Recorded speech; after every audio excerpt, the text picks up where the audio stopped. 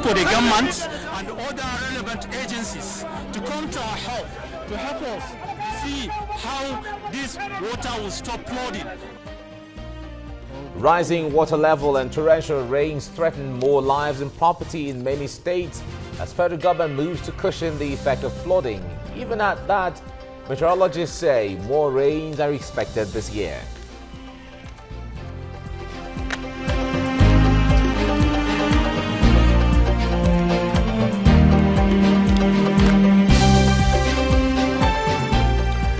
All right, thanks for joining us on TVC Breakfast this morning. I am Mike Okwache. A very good morning to you. I am Ngozi Alibu, also coming up for discussion. The new dawn at the EFCC. We have resolved to call out anybody who is corrupt. Calls for the reforms of the Economic and Financial Crimes Commission heighten as Nigerians expect more from the Ibrahim Magu-led anti-graft agency. On Talk Time, we will review the controversy trailing constituency projects. Is it legal and constitutional? And we also wonder if, indeed, constituency projects are for the masses.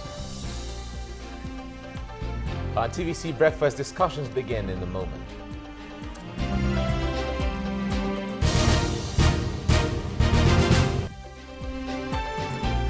All right, the rains are here.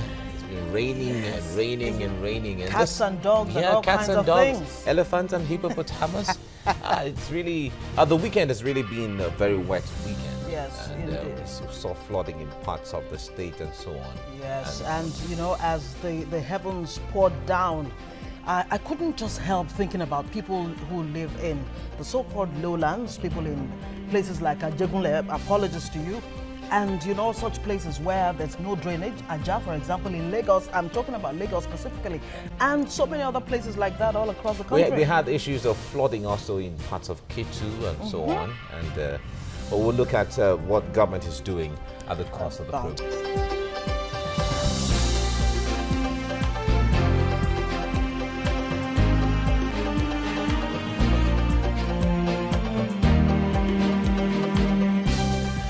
Well, we start off with our first big story. There are growing concerns in many states across Nigeria as flooding continues to threaten lives and property. From the south to the east, up to the north and down to the west, more Nigerians are worried that the rains may bring more pains, even as water level rises. Now, members of the House of Representatives are already making moves to find a lasting solution to the flooding. Let's take this report now. Thousands of houses have been lost to flooding in almost all the 27 local government areas of Jigawa State. But Jahun and Miga are the worst hit. Houses here have been taken over by water, making it difficult for residents to move around easily. In Jahun, residents dive into the large body of water to describe how bad the problem is. When the special delegation of the House of Representatives, Northwest Caucus, and the National Emergency Management Agency officials paid a visit to the flood-affected areas, residents expressed concern and called on them to find a lasting solution to the problem. We are calling for the government and other relevant agencies to come to our help, to help us see how this water will stop flooding. Each and every year, the people of this area, they have to evacuate. It is after 2 to 3 months, then they will come back and rebuild their houses. Addressing the affected residents of Jahun and Miga local government areas of Jigawa State, Chief Whip of the House of Representatives, Alhassan Dogwa, says the visit was meant to assess the level of damage caused by torrential rains in the area. We are here to see for ourselves and also to see on behalf of the leadership of the House of Representatives the ravaging effect of the flooding problem we have always been experiencing in Jahun local government and particularly in Jahun town in Jigawa State. Dogwa assured residents of the areas that soon the government will provide them with the necessary assistance they need to pick up their lives again. I also want to assure you that the House of Representatives, through our instrumentality of budgetary process, shall see what we can do to make sure that we put this to an end. Although the exact number of houses affected in the 27 local government areas of Jigawa State could not be ascertained, National Emergency Management Agency says victims of the disaster would be attended soon. We will not say as at now how many people are affected, but we are working on this, and very soon, before we submit our report, we'll be able to get these details, because this will be the basis upon which we will provide our report and recommend some incentives, some assistance that will come from the federal government through the NEMA. Earlier, NEMA had recorded 18 deaths and more than 5,000 houses destroyed by flooding in neighboring Kano State. But residents of Jigawa State are hopeful that the visit will bring them succor. Ibrahim Isa, TVC News, Jigawa.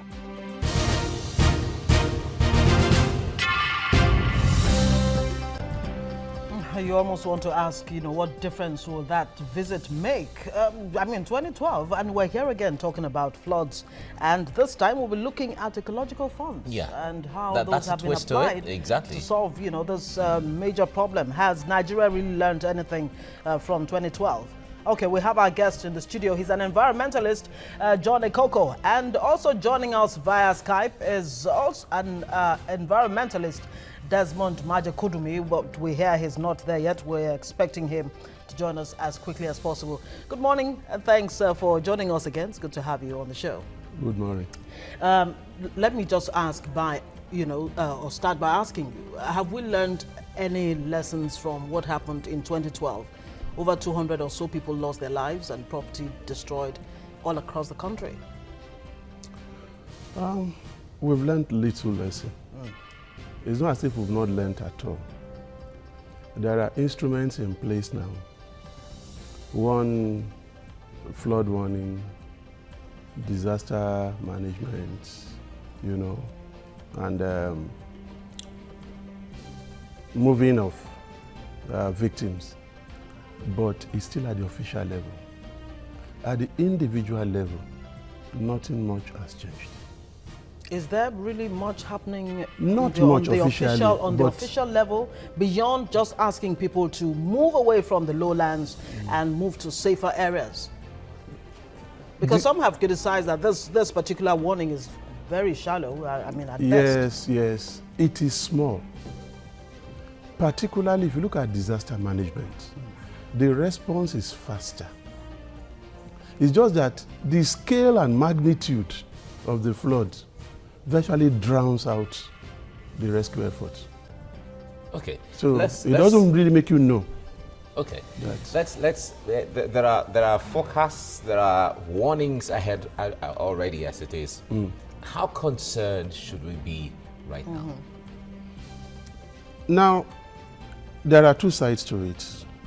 For every flood disaster, there's a natural aspect, there's a human aspect.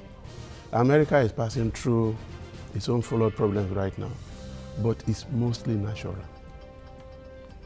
The problem with Nigeria is that the human aspect is the worst.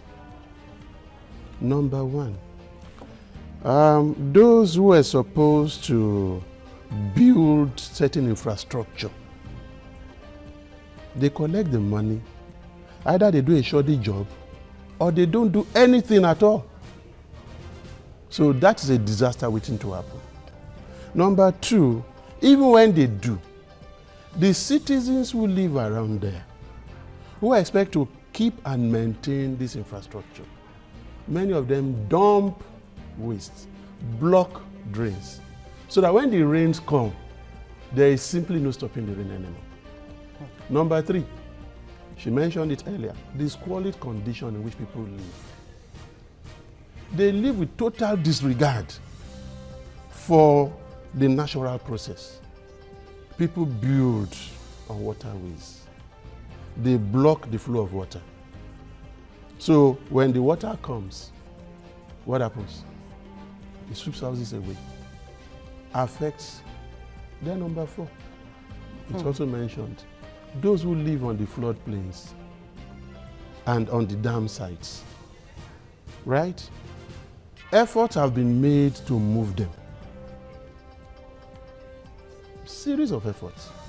But they keep feeling they don't have alternatives, they don't have where to go until the flood comes and sacks. Because those who live by the riverbeds, They know the risk they are facing. But isn't that the fact, really, that they don't have anywhere to go, and that is where government comes in to provide, you know, temporary shelters, medical care to meet, you know, the challenges that those people are likely to face when the time comes, you know, when there's floods happen? Thank you. Government has a load of problems. I'm just talking about the problem on a general basis. Now let's come down to government. You'll find out that from 1948, when the first flood happened in Ibadan, right? Steps have been taken 1963, 1957, 1960, up to 1980 when we had Ogunpa. That was the worst disaster in a long time. After Ogunpa, the government sat down and said, no, this is not right. In 1981, the Okigbo panel introduced the ecological fund. Find out that from 1948, when the first flood happened in Ibadan, right? Steps have been taken 1963, 1957, 1960, up to 1980 when we had Ogunpa. That was the worst disaster in a long time. After Ogunpa, the government sat down and said, no, this is not right. In 1981, the Okigbo panel introduced the ecological fund. And the fund was supposed to be used to do what? Mitigate and manage ecological problems. The head of government had the power to deploy it. What happened? If I use the word in my mind, that fund has been subject to a cesspool of corruption. Total diversion. The saddest thing was that even after 2012, when a repeat disaster occurred, over 2 billion naira was still frittered away. Out of 3.09 billion voted for providing infrastructure. You see, everybody, we behave as if, you know, life is a game. It's not real. Oh, the people who die are not human beings. Those who are affected, they are not our own brothers and sisters. And they themselves too. Somewhere along the line, it's a Russian roulette. We live today, we die tomorrow. So let us just feel good while we're alive. Okay, we'll come back to this so we can have other perspectives to it. But let's do a general outlook of what these things are. Now, Nigeria's rainy seasons vary here and there. Now, from the south to east, it starts around April or May. And in the north, heavy rainfall may come up in June or even July. By October and November, in most regions, the amount of rainfall begins to decrease. Now, the Nigerian Meteorological Agency, NIMET, River Monitoring Agency, the Nigerian Hydrological Services Agency, that's the NHSA, and the National Emergency Management Agency, NEMA, have at different times alerted the nation of an imminent flood in 33 of 36 states of the Federation, especially Nigerians living in and around the flood-prone areas. The states at the risk of flooding, according to NHSA, include Niger, Benue, Sokoto, Anambra, Imo, Kogi, Cross River, Yobe, Ogun, Kebbi, Osun, Zamfara, Katsina, Kwara, Adamawa, Bauchi, Borno, Gombe, Taraba, Plateau, and Nasarawa states. Other states are Rivers, Edo, Bayelsa, Delta, Lagos, Ondo, Akwa Ibom, Ebonyi, Abia, Jigawa, and Kano states. Already, states like Kano, Kebbi, Sokoto, Ebonyi, Cross River, and Jigawa states have suffered from flooding this year, where thousands of residents have been displaced. NIMET had predicted flooding in some states due to the cumulative high-intensity rainfall in those parts of the country, saying that there are prospects of flooding from August to October. Of course, if you were in Nigeria anytime over this weekend, you would have experienced it. Exactly. It was what we're talking about when we started. It was such a deluge. Now, in 2012, Nigeria experienced what was described as the worst floods in its history. 30 states were affected by the floods. 363 people reportedly died, and more than 2 million citizens were displaced. The estimated damages and losses caused by the floods were worth 2.6 trillion naira. And according to NEMA, Kogi State was the worst hit, with more than 600,000 people displaced and 150,000 hectares of farmland destroyed. Following flood predictions, Lagos and 7 other states in the southwest of the country have already scaled up precautionary and emergency response measures. Already, the state has started preparation for the construction of a 3rd relief camp in Lekki, in addition to the camps at Agbowa and Igondo. The state has also kicked off sensitization campaigns by talking to people around critical zones, those who are building on drainages. The state has also intensified efforts through the Ministry of Environment to clear drainages across the state. Now, the Anambra State Emergency Management Agency has embarked on an early warning interactive sensitization visit to flood-prone communities in the state. The present administration has won the attention of the United Nations to come to help with the situation of erosion in many parts of the state. The state government has also embarked on the removal of structures constructed on drainages, although some states have already made commendable efforts to avert flooding disaster. But concerned Nigerians believe that much more still needs to be done, and many have suggested construction of water reservoirs to control water flow, concrete reinforcement at critical river banks, increasing and expanding drainages, tree planting in flood-prone areas, construction of huge dams close to rivers that usually overflow, and proper waste management.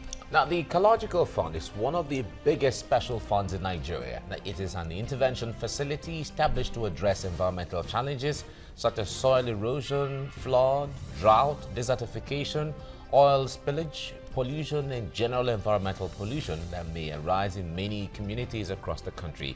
Now, it was established in 1981, our guest said that earlier on, as an intervention fund to receive 1% of the Federation account. This was later increased to 2% in 1992. And the fund is shared among the tiers of government as follows. Yes, there's something wrong with that word, share. The federal government gets 48.5%, state governments 24.5%, and local governments share 20%. The federal government manages its own share of the fund through the Ecological Fund office. And between 2007 and 2015, Nigeria set aside an average of 48 billion naira yearly as Ecological Fund. In 2011, the Ecological Fund account got approximately 59 billion from the Federation account, 62 billion in 2012, 68 in 2013, 57 billion in 2014 and 44 billion in 2015. Wow, that's a lot of money. But many states in Nigeria have not been proactive in managing disasters, which brings to question what exactly ecological funds are used for. That's a big question this morning. Now, let's come into the issue proper now. We're talking about ecological fund because we still have peculiar issues. Apart from flooding, we still have the issues of desertification in the north. There are issues of erosion in the southeast, as the case may be. Now, what are the, or generally, what are the specifications? How should the ecological funds be deployed when there is a disaster? Let's start from that perspective. Yeah, let's even start before that. The ecological fund was supposed to be deployed when there is warning, before the disaster strikes. And if it strikes, it was supposed to be used to ameliorate the condition. But because of lack of accountability, it has been seen as a secret fund by government at all tiers. So they do not deploy the fund. There are cases where contracts are awarded and people collect the money and they sign off that they've done the job. It is sad to see that even staff of Ecological Fund Office will be defending it. Oh, it's in 3 phases. This is phase 1. So please let them go and complain, let them go and cry that phase 2. Phase 1 has not made any impact whatsoever. In fact, the structures they build collapse right before they finish. There is a problem. Yeah, I mean, during the tenure of Joshua Dariye, why was his name? That was in Plateau State. Yes, he carried 100 million ecological fund and gave to his party. Have you forgotten? That was one of the things he's accused of. And that is just one government among many. The saddest part is that it is even the intervention of the federal government that is reported. That of state governments, you hardly hear anything. Not to talk of the local And government. does it even filter to, you know, the local government It where is the supposed to people, cover the all mass the of the tears. people actually are? And that is, ecological fund, shouldn't it actually be in the hands of the local government, really? It should. Every government starts at the local level because they are closest to the people. The issue about the fund is the insincerity in the leadership, which is bred by lack of accountability. Something drastic needs to be, because by the time you wait for the disaster to strike, you need to spend much more. Indeed. Multiples of what you will have spent to prevent it. All right. Now, Some have actually, Yeah. sorry, I mean, it's been described as money, you know, for the boys, just like you said, so many cases of diversion here and there. So what next? I mean, now that we know that these monies have been diverted, they've not been used for the, you know, original purposes for which they were set aside. Should we be looking at an EFCC pursuing these people? Or would this be another waste of time? Like in all cases, anytime somebody stole, it is good to pursue him and recover what is stolen. But much more is that, thank God you are in an era of openness and accountability. Let the people themselves be made to oversee the project and report back. In other words, it's a gesture that is going on these days. If you get a contract in any locality, they set up a committee of residents of that area who have the right either to report that the job is not being done, suspend the contract, you know, or deny payment if it's not properly executed. It was not like that before. And I want to think also that with all the problems our democracy has, the representatives of the people should also show special interest. Maybe set up a special committee who will get report from every project being executed and do what? Ring a bell as soon as it is clear. Because at the end of the day, when the disaster comes, it's going to be a national concern.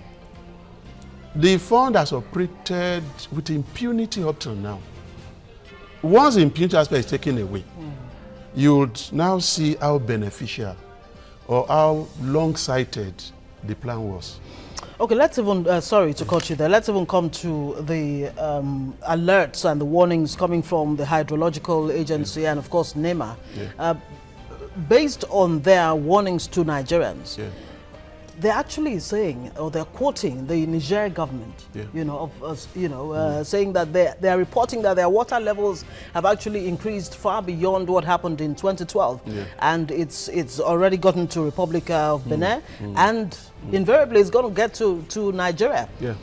I'm a bit concerned, just like many Nigerians, you know, how is it that we're actually relying on information coming from another country to tackle problems that we should be able to, you know, be more proactive in, you know, finding solutions before they actually happen? Are you concerned, you know? Yes, everybody is concerned. Nigerian government has gone to agreement with the government of these countries, Dahomey, Benin and all that, to do what? Share information so as to receive timely alerts to allow us to take action. And actually it is working. If not, it will have been worse. We've said it all along. There is what? Flood warning. There's disaster management. There's what? Flood relocation. There's a plan between NEMA, Office of the Surveyor General of the Federation, Hydrological, NIMET, you know, and National Orientation Agency. To take action immediately there is warning. Part of the action is to look at the extent of exposure and move people to upland areas. That is one action that has been taken that I think will reduce significantly the impact of flooding. Yeah, because flooding is the worst disaster of all. All right, before I ask you that we're going out on TVC Entertainment, but viewers there can continue with the breakfast program on TVC Nigeria on Concert Channel 190, DSTV Channel 418. GoTV 45 and ACTV 510. Do stay with us.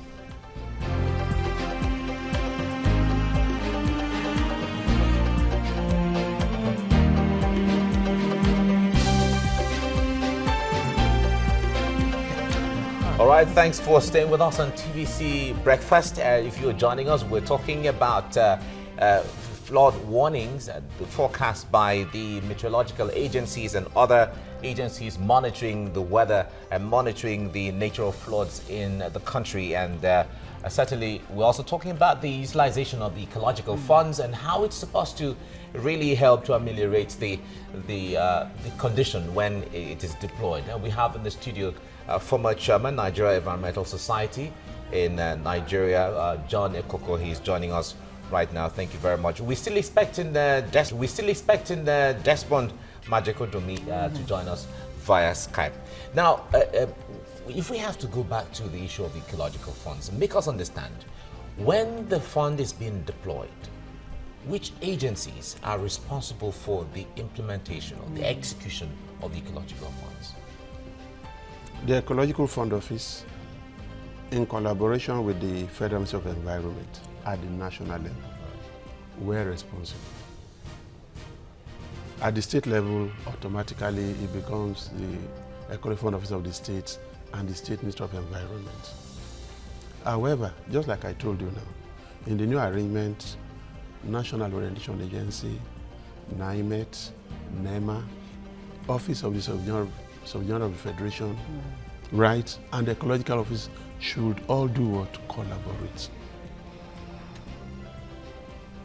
Impunity in terms of the big man giving instruction should stop. All right. Let all of them agree. Yeah, you talked about efforts being made to move people from lowlands to highlands. Yeah. When that happens, what happens to the lowlands generally? Because the point there is, this place is prone to flooding and you're moving the people. After the floods have come and gone, or after the rains have come, and they go back again. So we still have the same cycle of over again. It's all technology. It's all about technology. Okay. Why do you build dams? To control the flow of water. What is disaster all about? The flow of water and what the level it will rise to, the direction of flow and the level. You'll find out that you can close the dam at certain times and open it. Yes, if you look at natural causes, because of the problem of climate change and the rising temperature, yes, you find out that the water level is generally rising. But even then, these structures, if properly managed, it would have been a blessing. Because let's assume that you have a farm at maybe the flood area. Are you with me? And you're able to control the flood properly. Just like we are collaborating with Benin and Dahomey. It's so as to manage the release of the water so it will not cause disaster. At the local level, that's what we're supposed to do. Okay, and beyond that, what kind of measures in practical terms, should the agencies put in place to different salvage the agencies situation? have different responsibilities. There are embankments that you can build to cage in where the water can follow. Very critical.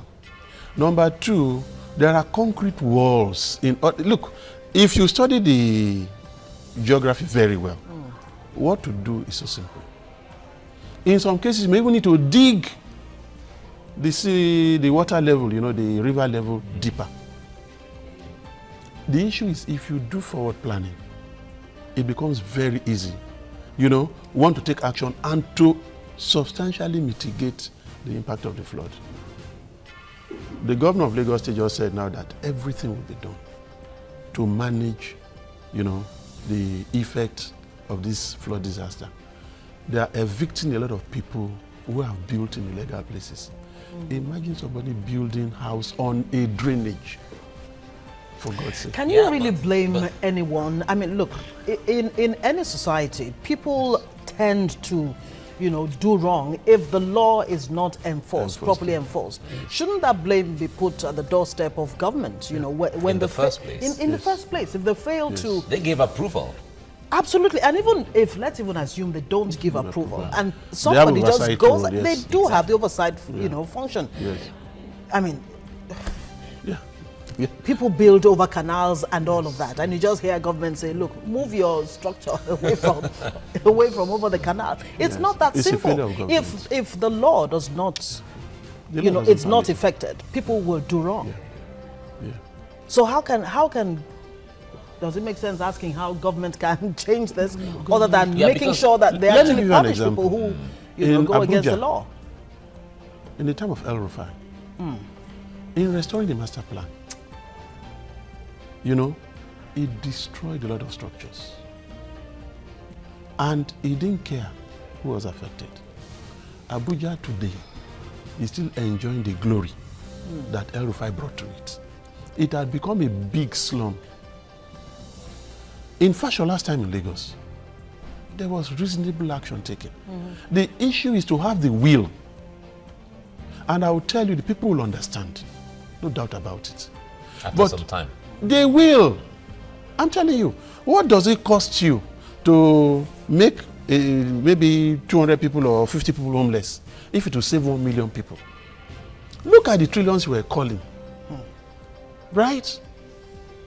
Who can afford that? The truth just remains that the government itself, along the line, knowing that they've tampered with the funds provided, they lack the will to go out and do the needful. They need to start from the first place. Yes, we have this money. What can this money cover?